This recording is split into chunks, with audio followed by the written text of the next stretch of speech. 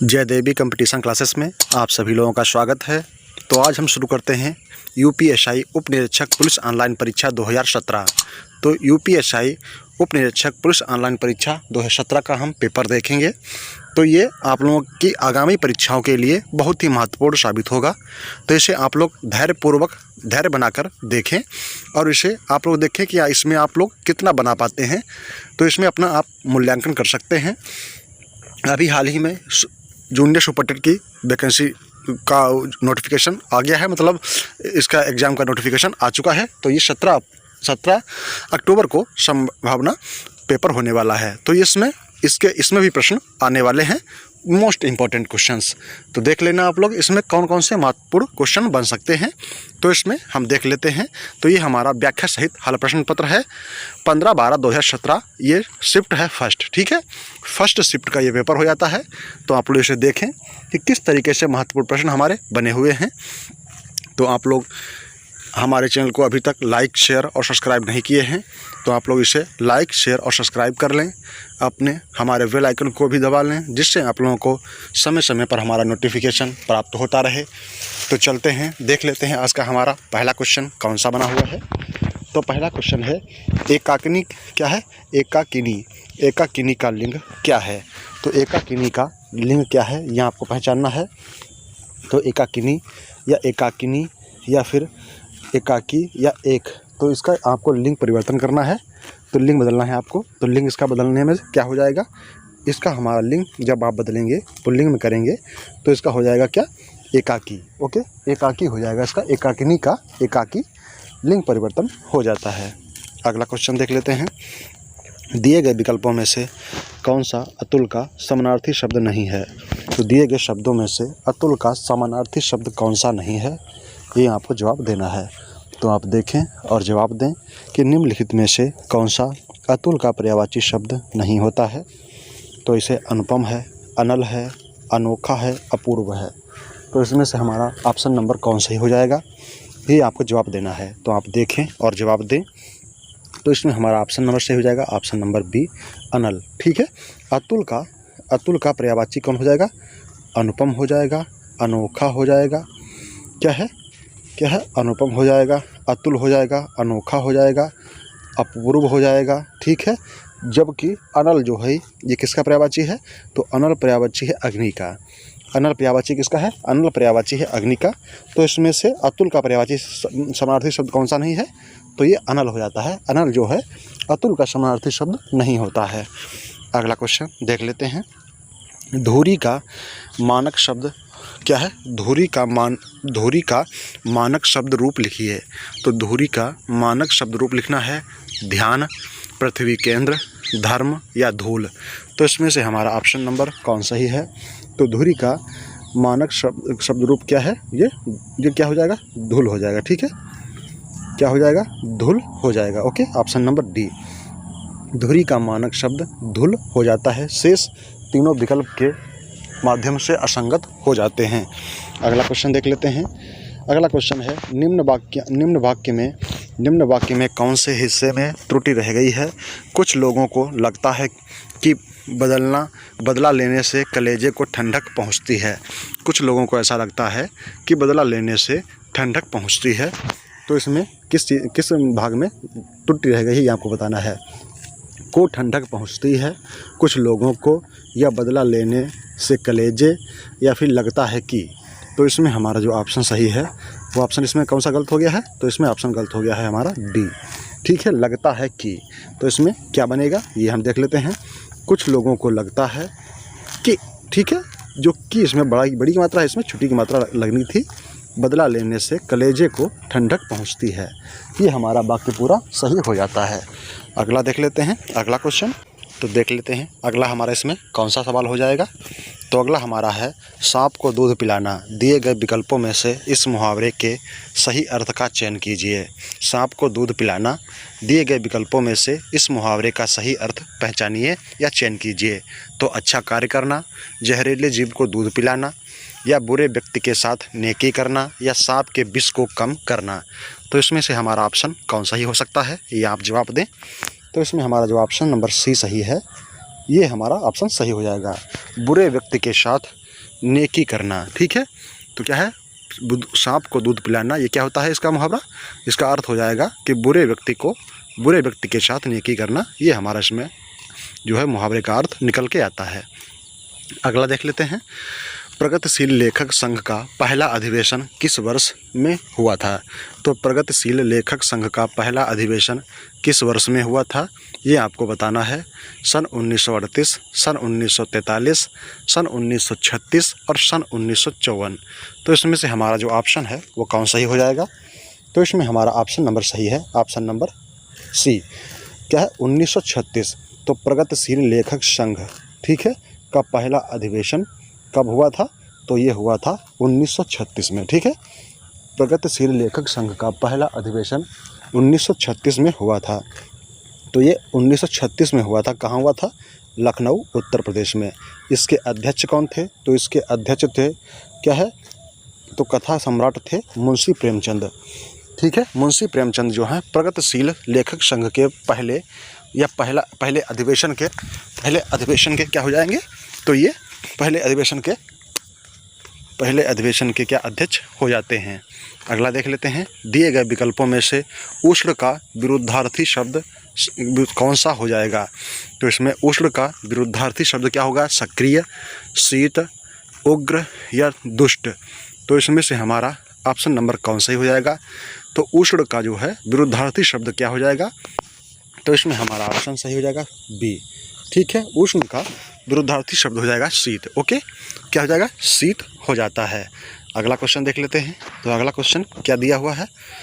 तो अगला क्वेश्चन हमारा हो जाता है, क्या है अगला क्वेश्चन, तो देख लेते हैं। अगला क्वेश्चन हमारा क्या है। अगला क्वेश्चन है, दिए गए विकल्पों में से निम्न में से कौन सी कृति सन 1963 में साहित्य अकादमी पुरस्कार विजेता अमृत राय की है। तो इसमें से ऐसी कौन सी रचना है जो साहित्य विजेता अमृत राय जी की रचना हो जाती है। तो ये आप इसमें देखें और बताएं। तो इसमें हमारा ऑप्शन नंबर कौन सा हो जाएगा। निराला की साहित्य साधना, प्रेमचंद कलम का सिपाही, मुक्तिबोध या राग दरबारी। तो इसमें से हमारा ऑप्शन नंबर कौन सही है, ये आप देखें और बताएं। तो इसमें जो हमारा ऑप्शन नंबर सही हो जाएगा, ऑप्शन नंबर 2। 1963 में साहित्य अकादमी पुरस्कार विजेता अमृत राय प्रेमचंद कलम का सिपाही नामक रचना के, ठीक है, तो इन्होंने की थी। तो इसमें क्या है, सन 1963 में अमृत राय को उनकी कृति प्रेमचंद, ठीक है, प्रेमचंद कलम का सिपाही के लिए साहित्य अकादमी पुरस्कार दिया गया था। यह कृति प्रेमचंद की जीवनी है। निराला की साहित्य साधना, ठीक है, निराला की साहित्य साधना रामविलास शर्मा की और मुक्तिबोध जैनेंद्र की तथा राग दरबारी श्रीलाल शुक्ल की रचना हो जाती है। क्या हो जाती है, तो फिर से देख लें एक बार। निराला की साहित्य साधना ये रामविलास शर्मा की रचना है और मुक्तिबोध ये जैनेंद्र की तथा राग दरबारी श्रीलाल शुक्ल जी की कृति हो जाती है। देख लेते हैं अगला क्वेश्चन। अगला क्वेश्चन क्या हो जाएगा। मोहन तुमसे चौगुना काम करता है। मोहन तुमसे चौगुना काम करता है, इस वाक्य में विशेषण पहचानिए। तो इस वाक्य का विशेषण आपको पहचानना है। आवृत्तिवाचक, परिमाणवाचक, संकेतवाचक या फिर सार्वजनिक, क्या सर्वनामिक। तो इसमें से हमारा ऑप्शन नंबर कौन सही हो जाएगा। मोहन तुमसे चौगुना काम करता है, तो इसमें विशेषण कैसा है। तो ये आवृत्तिवाचक है, परिमाणवाचक है, संकेतवाचक है या सार्वनामिक है। तो इसमें से हमारा जो ऑप्शन है, ऑप्शन नंबर 1 ही है। क्या है, आवृत्ति हो रही है, क्या हो रही है, चौगुना। ठीक है, तो चौगुना ये आवृत्ति हो रही है। तो इसमें हमारा आवृत्ति बोधक विशेषण हो जाता है। देख लेते हैं। मोहन तुमसे चौगुना काम करता है, इस वाक्य में आवृत्तिवाचक विशेषण प्रयुक्त हुआ है। आवृत्तिवाचक विशेषण के कुछ महत्वपूर्ण उदाहरण इस प्रकार हैं। 2 गुना, तिगुना, चौगुना, 5 गुना या आदि। ठीक है, आवृत्तिवाचक विशेषण निश्चित संख्यावाचक विशेषण का ही एक भेद होते हैं। किसके भेद होते हैं, तो निश्चित संख्यावाचक विशेषण के ही ये एक भेद होते हैं। दिए गए विकल्पों में से सही का चयन कर रिक्त स्थानों की पूर्ति करें। ठीक है, तो क्या है, शरीर की सुंदरता डैश डैश है, उसका चेहरा, और चेहरे की सुंदरता डैश डैश है, उसकी आँखें, क्या, तो उसकी आँखें क्या है, तो आपको इसमें भरना है। तो इसमें भर जाएगा, क्या हो जाएगा, शरीर की सुंदरता होता या होती है, तो इसमें क्या हो जाएगा, होता है। उसका चेहरा और चेहरे की सुंदरता होता या होती है तो होती है, ठीक है। तो इसमें हमारा ऑप्शन नंबर कौन सही है, ऑप्शन नंबर सी सही हो जाएगा, ठीक है। ऑप्शन नंबर सी सही हो जाएगा। शरीर की सुंदरता होता है उसका चेहरा और चेहरे की सुंदरता होती है उसकी आँखें। ओके, ये हमारा शब्द जो है वाक्य पूर्ण हो जाता है। अगला देख लेते हैं, दिए गए विकल्पों में से नम्रता का समानार्थी शब्द कौन सा होगा। तो इसमें अभद्रता, विनीत, साधारण या मुलायम। तो इसमें से हमारा ऑप्शन नंबर कौन सही है, ये आपको बताना है। तो जो नम्रता है, नम्रता का समानार्थी शब्द कौन सा है, तो नम्रता का समानार्थी शब्द हो जाएगा विनीत, ठीक है। नम्रता का समानार्थी शब्द हो जाता है विनीत। तो विनीत इसमें हमारा समानार्थी शब्द हो जाता है, अन्य विकल्प की दृष्टि से असंगत हो जाते हैं। अगला देख लेते हैं। अगला क्वेश्चन है, दिए गए विकल्पों में से क्या है, दिए गए विकल्पों में से फितरत का समानार्थी शब्द कौन सा है। दिए गए विकल्पों में से फितरत का समानार्थी शब्द कौन सा है, समय, आराम, स्वभाव, खूबसूरत। तो इसमें से फितरत शब्द का समानार्थी शब्द कौन सा है, तो ये हो जाएगा स्वभाव, ठीक है। फितरत का समानार्थी शब्द हो जाएगा स्वभाव। तो फितरत का समानार्थी शब्द क्या है, स्वभाव इसमें हो जाता है, अन्य विकल्प की दृष्टि से असंगत शब्द हो जाते हैं। अगला क्वेश्चन है, तुलसी की भक्ति भावना किस प्रकार की थी। तो तुलसी की भक्ति भावना किस प्रकार की थी, दास्य भाव की, प्रेम भाव की, सखा भाव की या फिर घृणा भाव की। तो इसमें हमारा ऑप्शन नंबर कौन सही हो जाएगा, ये आपको बताना है। तो इसमें हमारा ऑप्शन सही है दास्य भाव, ठीक है। ऑप्शन नंबर इसमें हमारा ए ही सही हो जाएगा। कौन सा है, तो इसमें हमारा ऑप्शन नंबर सही है ए। गोस्वामी तुलसीदास की भक्ति भावना, ठीक है, भक्ति भावना दास्य भाव की थी, जबकि मीराबाई की भक्ति भावना क्या है, भक्ति भावना माधुर्य भाव की थी, ठीक है। माधुर्य भाव मतलब प्रेम भाव। और सूरदास की भक्ति भावना सांख्य भाव थी, ठीक है। कैसी, सांख्य भाव या सखा भाव की थी। किसकी, तो ये सूरदास की हो जाएगी, ठीक है। तो इसमें गोस्वामी तुलसीदास की भावना जो है भक्ति भावना, वो दास्य भाव की भावना थी। अगला क्वेश्चन देख लेते हैं। तो अगला क्वेश्चन देखें, निम्न वाक्यों में से एक वाक्य व्याकरण की दृष्टि से अशुद्ध है, पहचानिए। शादी के कार्यक्रम 10 दिनों तक चलता रहा, ठीक है। भारतीय परंपरा के तो दृष्टि से अशुद्ध है, तो अशुद्ध पहले ही हो गया ना। शादी का कार्यक्रम होता है, शादी के कार्यक्रम लिखा हुआ है ना, तो इसमें ऑप्शन हमारा ये यहाँ पर के ने गड़बड़ कर दिया, ठीक है। यहाँ पर के है, यहाँ पर का होना चाहिए था, ठीक है। शादी का कार्यक्रम, ओके, तो इसमें गलत हो गया हमारा। तो चलते हैं अगले क्वेश्चन की तरफ। अगला क्वेश्चन देख लेते हैं, कहे कवि बेनी बेनी ब्याल की चतुराई लीनी। क्या है, कहे कवि बेनी बेनी ब्याल की चतुराई लीनी, इसमें कौन से अलंकार का प्रयोग हुआ है। तो इसमें कौन सा अलंकार प्रयोग हुआ है, ये आपको बताना है। यमक अलंकार है, उपमा अलंकार है, रूपक अलंकार है या फिर अन्योक्ति अलंकार है। तो इसमें से कौन सा अलंकार प्रयुक्त हुआ है, ये आपको जवाब देना है। तो आप देखें और बताएं किस में कौन सा अलंकार प्रयोग हुआ है। तो इसमें हमारा ऑप्शन नंबर सही हो जाएगा यमक, ठीक है। यमक अलंकार इसमें हमारा ऑप्शन सही हो जाएगा, ऑप्शन नंबर ए। कहे कवि बेनी बेनी ब्याल की चतुराई लीनी में यमक अलंकार है। बेनी बेनी शब्द 2 बार आया है, जिसमें प्रथम बेनी का आशय होता है कवि बेनी, बेनी नामक रीतिकालीन कवि हैं से है, और द्वितीय बेनी का आशय होता है चोटी के बाल की चोटी है, जिसका किसी पंक्ति में कोई शब्द एक या एक से अधिक बार आए तो उसका अर्थ भिन्न भिन्न या अलग अलग हो, तो वहाँ पर यमक अलंकार हो जाता है। तो ये हमारी यमक अलंकार की पहचान होती है। अगला देख लेते हैं, कामायनी किस युग की रचना है। कामायनी किस युग की रचना है, रहस्यवाद, छायावाद, प्रयोगवाद या फिर प्रगतिवाद। तो इसमें से हमारा ऑप्शन कौन सही है, तो इसमें हमारा ऑप्शन नंबर सही है, ऑप्शन नंबर बी। कामायनी छायावाद की रचना हो जाती है। तो कब की हो जाती है, तो कामायनी जो है ये छायावाद की रचना हो जाती है। कामायनी छायावाद युगीन रचना है, जिसके रचयिता जयशंकर प्रसाद हैं। प्रसिद्ध काव्य भाव है यह, जिसका प्रकाशन वर्ष 1935 में हुआ था। कामायनी 15 सर्ग, क्या है, कामायनी में 15 सर्ग हैं। इसका मुख्य रस शांत रस है, इसका मुख्य रस शांत रस है। आचार्य शांतिप्रिय द्विवेदी ने इसे छायावाद का नाम या छायावाद का उपनिषद कहा है। किसने कहा है, तो ये शांतिप्रिय द्विवेदी जी हैं, इन्होंने इसे छायावाद का उपनिषद भी कहा है। अगला देख लेते हैं, दिए गए विकल्पों में से वधू का बहुवचन कौन सा है। तो वधुएं, वधुओं, या बधुएं या फिर बधुए। तो इसमें से हमारा ऑप्शन नंबर कौन सही है? तो इसमें हमारा ऑप्शन नंबर सही है ऑप्शन नंबर सी। बधू का बहुवचन शब्द बधुएं हो जाएगा। ठीक है, बधुएं। ओके, ऊपर आंग की बिंदी। ठीक है, अंग की बिंदी नहीं, आंग की बिंदी। ठीक है, तो इसमें बधु शब्द का बधुएं हो जाएगा। ठीक है, तो देख लेते हैं अगला क्वेश्चन। अगला क्वेश्चन क्या है? चिरजीवी क्या है? चिरजीवो जोरी जुरे क्यों न स्नेह गंभीर। इसमें कौन सा अलंकार प्रयुक्त हुआ है? चिरजीवो जोरी जुरे क्यों न स्नेह गंभीर। इसमें कौन सा अलंकार प्रयुक्त हुआ है? श्लेष, उपमान, अनुप्रेक्षा या उपमेय। तो इसमें से हमारा ऑप्शन सही है श्लेष। श्लेष अलंकार इसमें प्रयुक्त हुआ है। चिरजीवो जोरी जुरे क्यों न स्नेह गंभीर पंक्ति में श्लेष अलंकार है। जिस पंक्ति में एक शब्द एक से एक ही बार प्रयुक्त हो परंतु उसके अर्थ एक से अधिक हों, वहाँ पर श्लेष अलंकार होता है। तो इसमें हमारा ऑप्शन नंबर सही हो जाएगा ए, श्लेष अलंकार। अगला क्वेश्चन देख लेते हैं। एक लड़का स्कूल जा रहा है। इस वाक्य में विशेषण पहचानिए। क्रमवाचक, समुदायवाचक, आवृत्तिवाचक या गणवाचक। तो देख लेते हैं इसमें हमारा ऑप्शन नंबर कौन सही हो जाता है।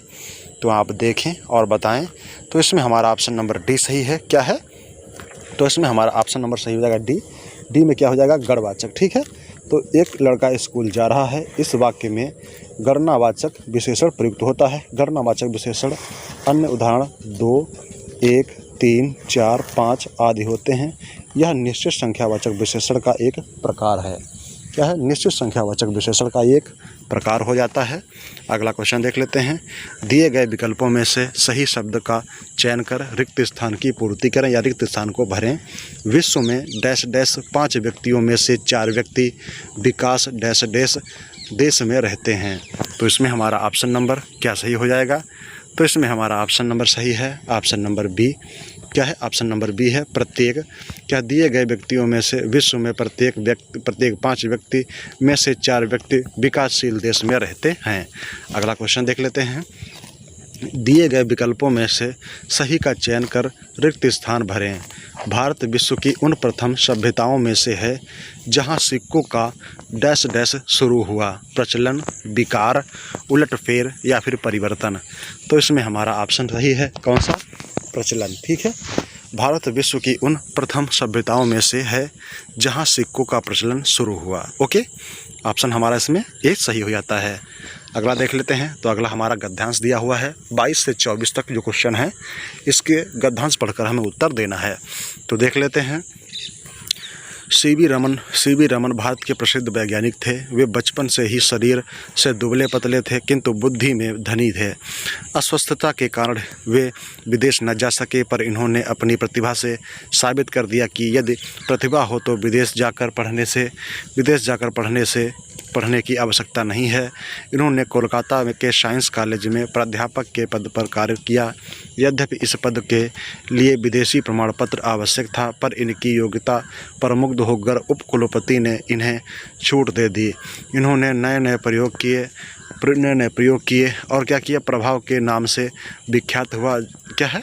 इनका जो शोध हुआ था वो शोध रमन प्रभाव के नाम से विख्यात हुआ, जिस पर इन्हें नोबेल पुरस्कार मिला। क्या मिला? नोबेल पुरस्कार मिला। सीवी रमन ने कोलकाता के साइंस कॉलेज में कौन सा पद ग्रहण किया? तो हमें उत्तर बताना है इसका। तो इसमें हमारा उत्तर कौन सा हो जाएगा? प्राध्यापक या अध्यापक या कुलपति या फिर इनमें से कोई नहीं। तो इसमें है प्राध्यापक। ठीक है, सीवी रमन ने कोलकाता के साइंस कॉलेज में कौन सा पद लिया? तो प्राध्यापक। ठीक है, एक अध्यापक के रूप में इन्होंने अपना यहाँ पर एक मतलब ये यहाँ पर लिखा हुआ देखो है प्राध्यापक। ठीक है, कोलकाता में साइंस कॉलेज में प्राध्यापक के पद पर कार्य किया। अगला देख लेते हैं क्वेश्चन। अगला क्वेश्चन है बुद्धि के धनी का अर्थ क्या होता है? तो बुद्धि के धनी का अर्थ क्या है? अमीर परिवार से, प्रखर बुद्धि, माता पिता बुद्धिजीवी थे या फिर अच्छी तालीम मिली थी। तो इसमें हमारा ऑप्शन है ऑप्शन नंबर बी। क्या है? बुद्धि के धनी मतलब प्रखर बुद्धि। शोध का अर्थ क्या है? तो शोध का अर्थ क्या होता है? विज्ञान, अनुसंधान, शूरवीर या फिर महत्वपूर्ण। तो इसमें जो शोध का अर्थ होता है वो अनुसंधान होता है। ठीक है, क्या है? अनुसंधान होता है शोध का अर्थ। अगला क्वेश्चन देख लेते हैं। अगला क्वेश्चन देखते हैं क्या है। अजगर करे न डैश डैश, पंछी करे न काम, दास मलूका कह गए सबके दाता डैश डैश। तो दिए गए विकल्पों में से कौन सा विकल्प सही होगा उसका चयन करके आप लोगों को बताना है। तो आप देखें, चाकरी राम, मजदूर शाम, या फिर नौकरी धाम, या श्रम आम। तो इसमें हमारा ऑप्शन नंबर 1 ही सही है।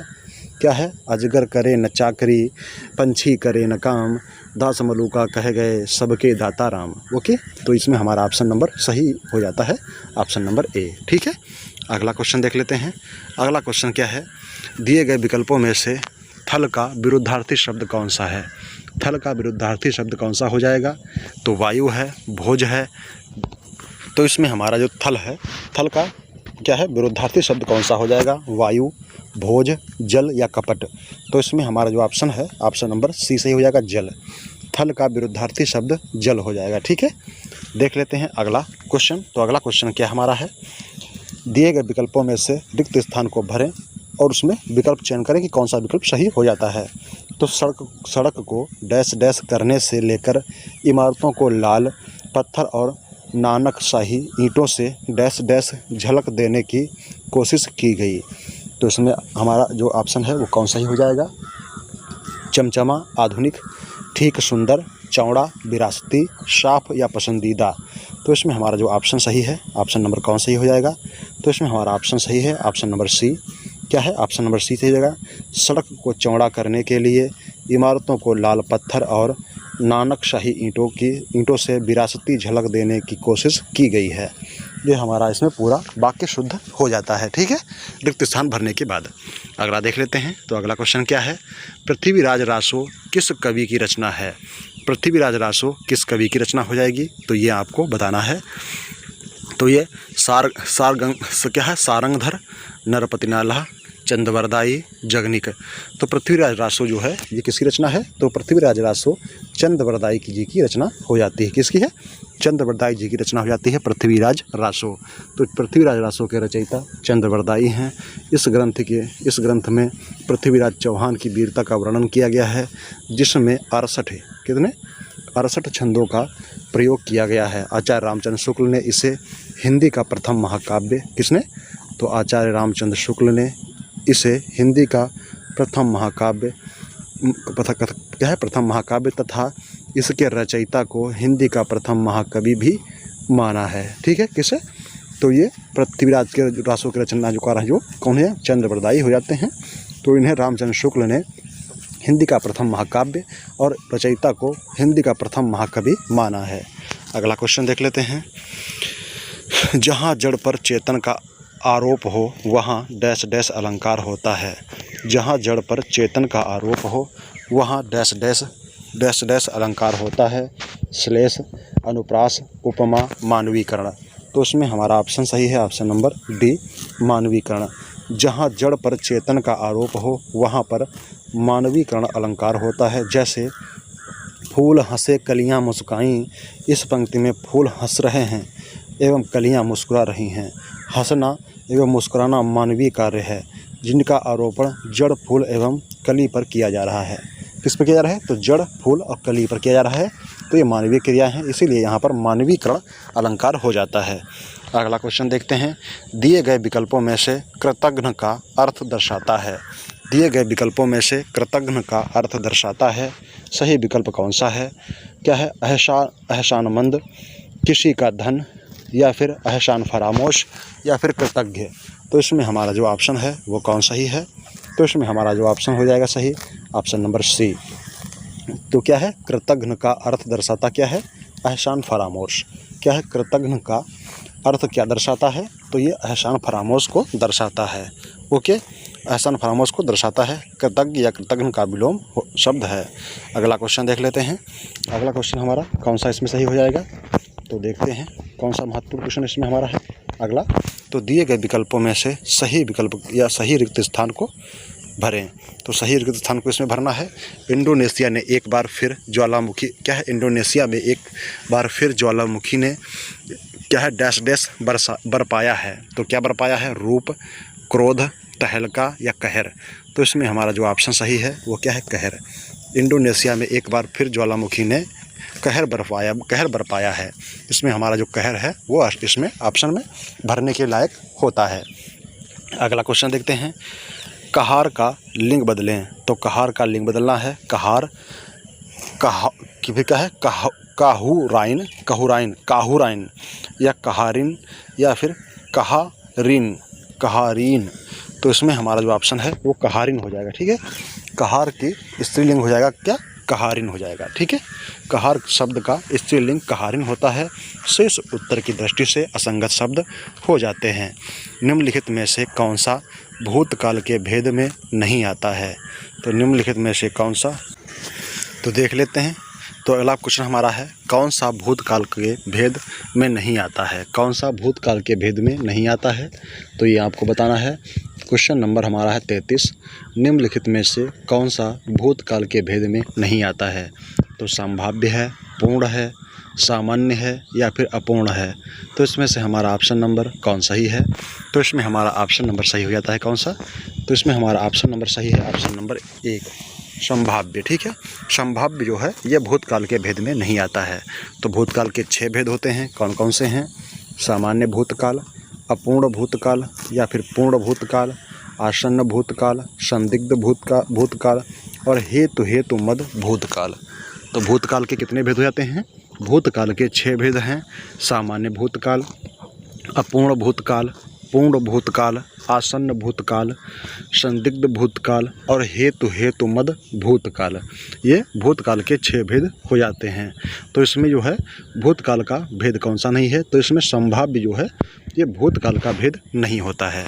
ओके, अगला क्वेश्चन देख लेते हैं। तो इसमें हमने देख लिया है कि वो क्या होते हैं, भूतकाल का भेद कौन सा नहीं है। तो इसमें संभाव्य जो है ये भूतकाल का भेद नहीं होता है।